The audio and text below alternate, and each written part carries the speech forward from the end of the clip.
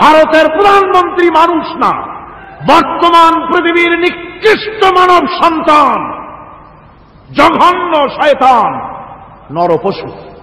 ওইটা নরসীমা নয়, এটা একটি শয়তান, পৃথিবীর ইতিহাসকে কলঙ্কিত করেছে। আর ভারতের বেয়াদব সরকার বাংলাদেশে যখন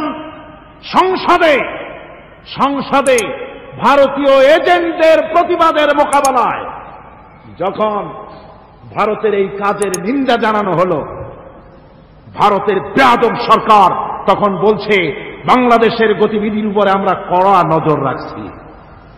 বেটা বেয়াদব, বাংলাদেশ কি তোমার ভুটান না সিকিম? বাংলাদেশের উপরে কড়া নজর রাখার অধিকার তোমার নাই। এই পৃথিবীতে বাংলাদেশের সবচাইতে বড় দুশমন ভারত। সবচাইতে বড় দুশমন কে?